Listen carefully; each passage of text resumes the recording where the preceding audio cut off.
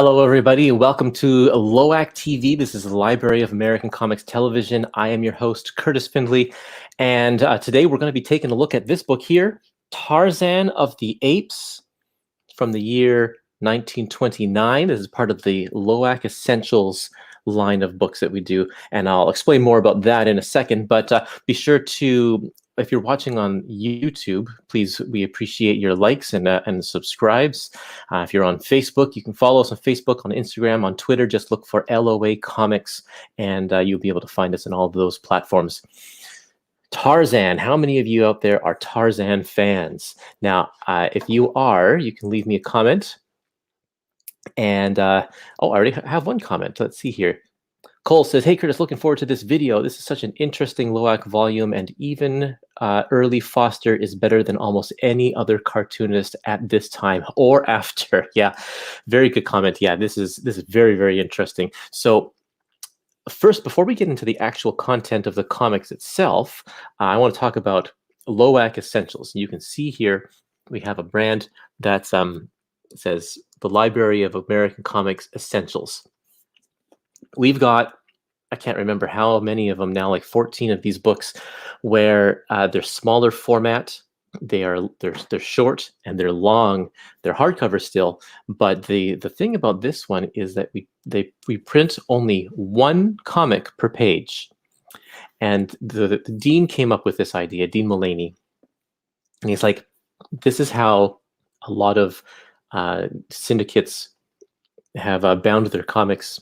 You get them in these kind of book forms or whatever, and it's interesting being able to read just one strip at a time. And this is kind of how people would read it in the newspapers, one day at a time. You wouldn't be able to see a whole page with 3 strips like we would typically print if you're reading the newspaper. You just get one. And so you're forced to just enjoy that one strip at a time. So by printing it in this way, I mean, you get to see 2 because it's back to front or whatever. But yeah, you enjoy one at a time, then you turn it over and you get to see the next page.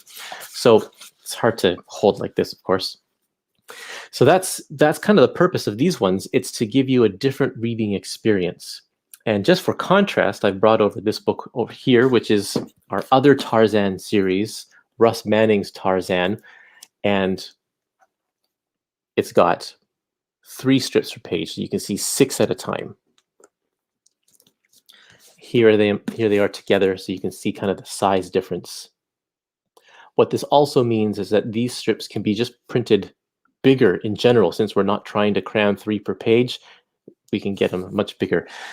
So we have a whole bunch of these ones. They're just one volume. They have 1 year at a time, thereabouts.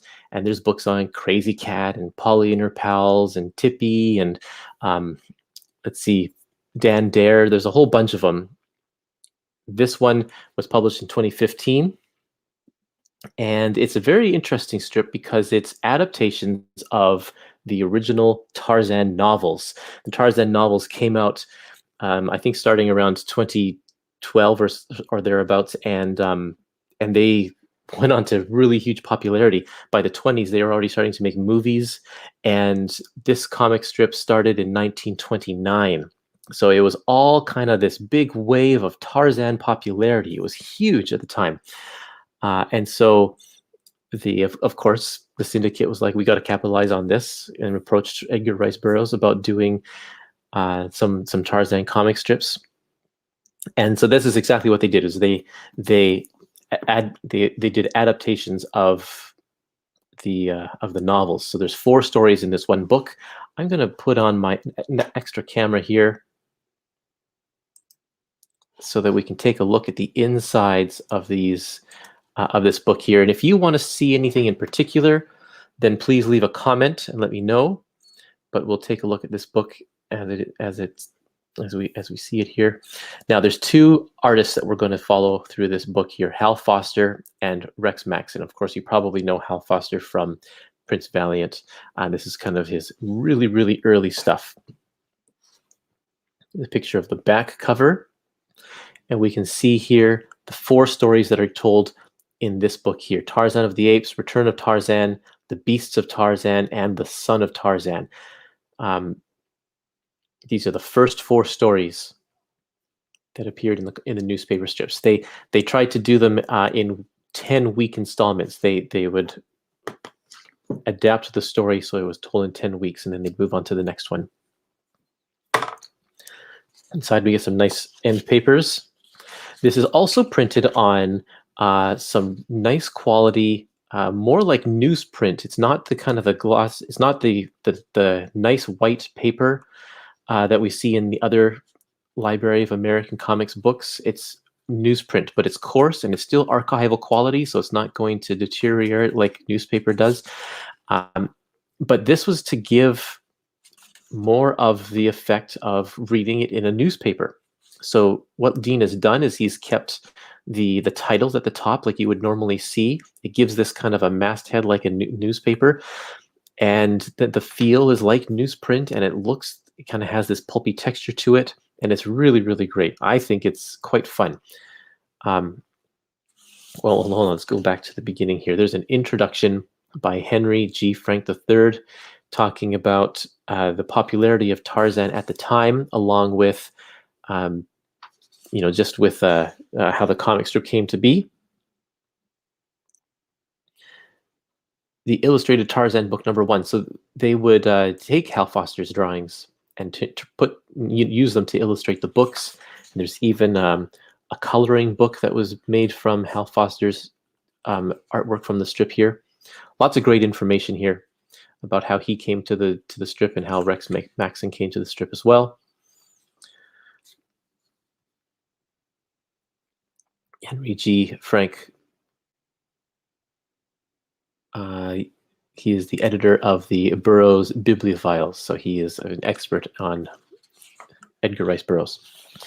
One of the things I love about these essentials is they always have, right before we get into the strip, a page from the newspaper, and then Tarzan is included there. We don't get to see the whole strip, of course, because it's included here, but we can see what the contemporaries were. Bungle Family, Tailspin Tommy, Polly and her pals. Those are the ones that were popular at the time as well.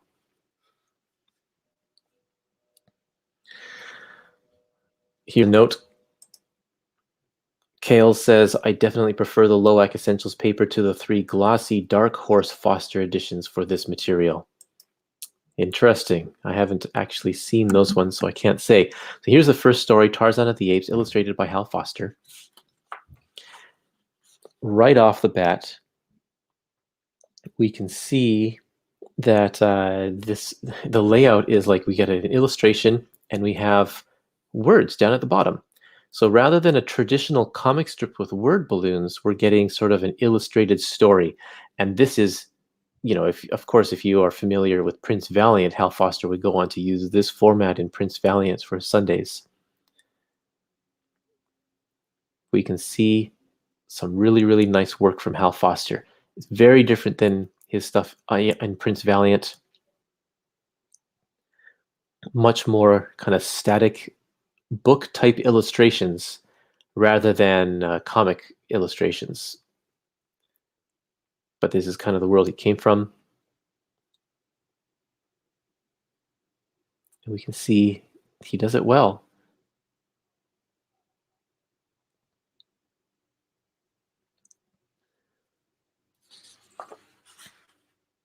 So this is the origin story of Tarzan, of course, the very first one of how he came to be in this, be on the island in the first place. His parents.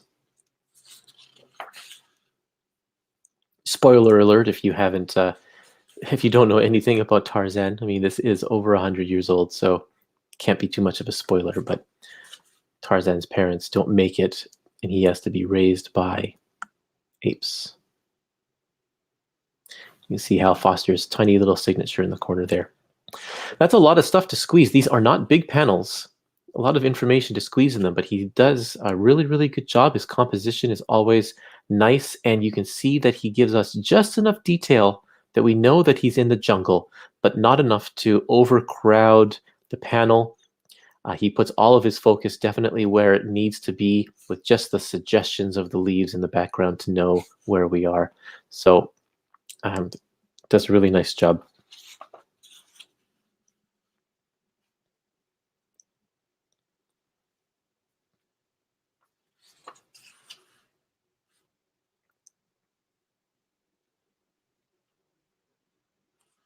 There's a mean cat right there. So we have this is the story of Tarzan growing up. Okay, I'm going to skip ahead a little bit.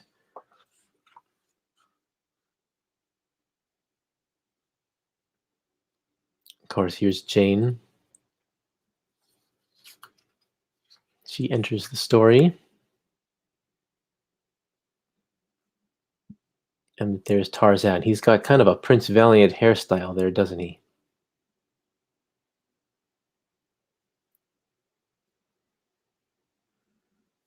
And Clayton, the villain.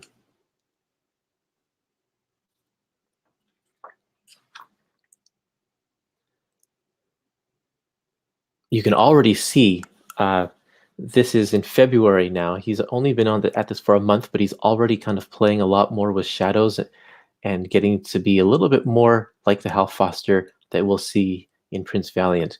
His style improves quite rapidly throughout these early Tarzan days. And here, where at the beginning of the strip he would have played a lot more lightly with the brush underneath, he now is effectively using shadows in order to highlight his characters. So he's putting in more detail in the background, but using them to bring out the characters in the foreground as well. That wouldn't work with the hairy apes that are all mostly black, but for Tarzan and his light colored skin, that works really well.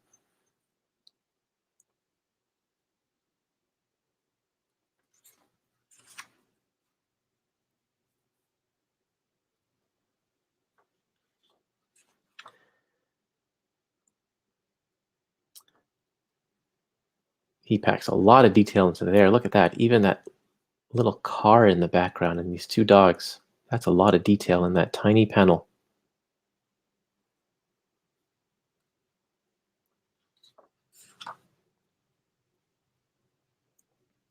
Okay, so now we're in the second story, the return of Tarzan. When Tarzan is brought to the mainland and meets a whole cast of colorful characters. Now we're not, so let's go back to the beginning of this one here. Where did it go? The Return of Tarzan. So Hal Foster was only on for the first story. Now this one is illustrated by Rex Maxon. And we can already see a big difference in his style. It is a little bit more streamlined, not as detailed in terms of like just the feathering and the shadows and all that kind of stuff. So, still adequate, still does a good job, but not quite as nice as Hal Foster. Hal Foster is definitely the main draw. Unfortunately, Hal only does that first story. But we do get some good mood, some good scenes here. Nice use of this to create a nighttime scene.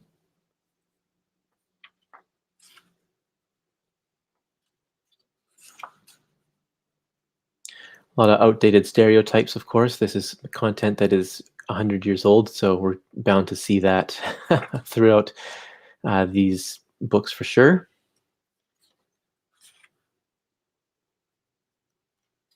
Cannibals, yep. Cannibals are pretty much a staple when you're talking about jungles from 100 years ago.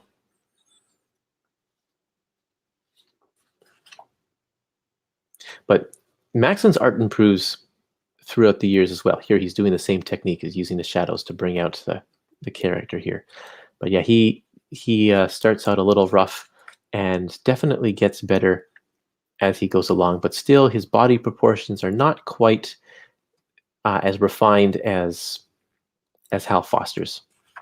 Here's the third story, the Beasts of Tarzan.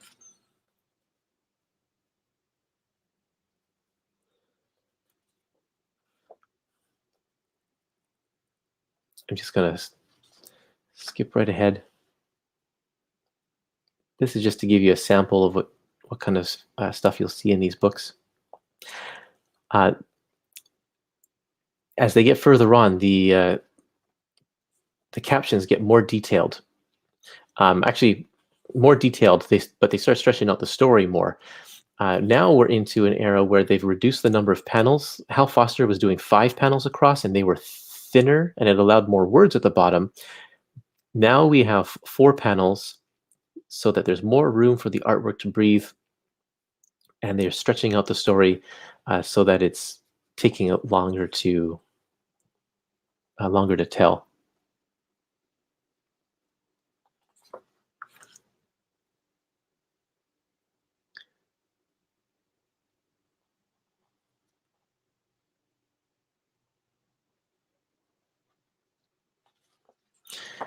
Lots of stuff here. Ever seen a monkey rowing a boat? Well, there you go, right there. An ape, sorry, an ape.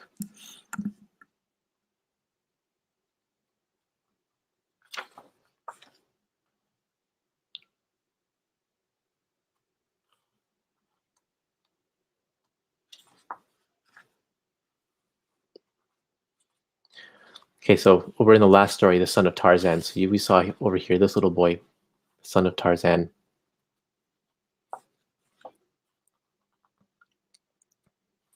We're not even going to see Tarzan very much in this one. Oh, there he is. No, that's not Tarzan.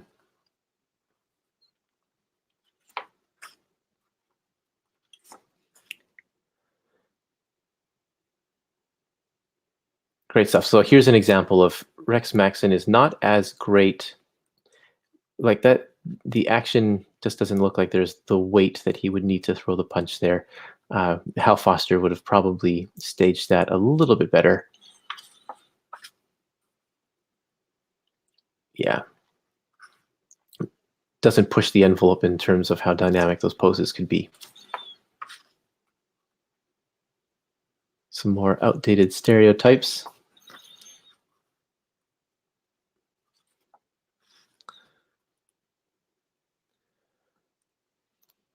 Coming up to the end of the book here. So this is I hope that you would, here's one that was untitled. Hope you consider trying this out. It takes a lot longer to read than your typical comic strip because it's all kind of prose written at the bottom. But if you've ever read any Tarzan, they're very, very interesting. They're very exciting. They're a lot of fun. Got a comment here. Let's look at the back pages and see what it looks like at the very back.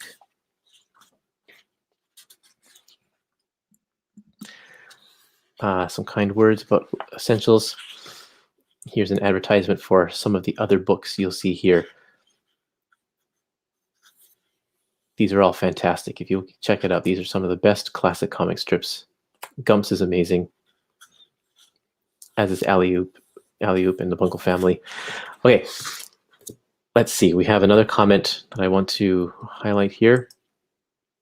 Bill says, what I found so interesting about this book, just from knowing later comic strips and comic books of Tarzan, was the blocks of Edgar Rice Burroughs' text and the illustrations pretty much, they're just visuals for the text. That's true. The text is taken almost word from word from the actual novels, and they are just illustrations. And I know, Bill, you joined a little late, so you didn't hear it at the beginning here. But yeah, I did mention that at the beginning. If you take a look at some of these early ones, all of these look like illustrations you would find in a storybook, like a novel. Just illustrating the beginning of a chapter or in the middle of a page. They're just posed characters.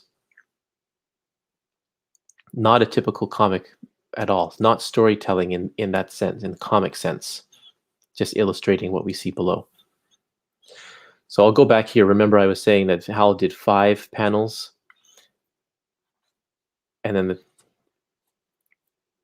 where did that stop? I think probably once Rex got on. But you can see how much bigger or how much taller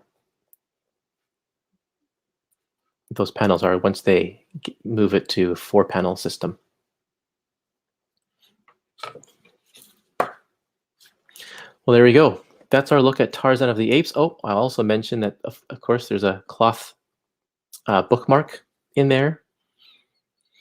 These are really, really fun books. So I hope you enjoyed that. It's definitely worth picking up. They're not too expensive, and they are a lot of fun. This is a comic strip that doesn't get a lot of praise because it's overshadowed by the later Tarzan years, the stuff by Russ Manning, for example. But it's still a lot of fun, especially if you are a fan of the character and if you enjoy the original novels. Another comment. I like Bill's comments here. One of the fascinating thing about early comic strips is that the rules were not set yet. So there were all kinds of novel approaches. This can be seen in Barney Google also, to mention the previous show. Yeah, that's right. Yeah, I did an episode on the Barney Google LOAC Essentials. You can see that if you go to our YouTube page and look through our archives there. Thanks, Bill, for your comment. Thanks, Cale, for your comments too. I hope you enjoyed this look at this book here. You can find it order it through your comic shop or order it through Amazon or wherever you get your comics online. Don't forget to follow us on social media, and I'll be back next week with another look at another one of our books. So until then, see you later, everybody. Thanks for tuning in.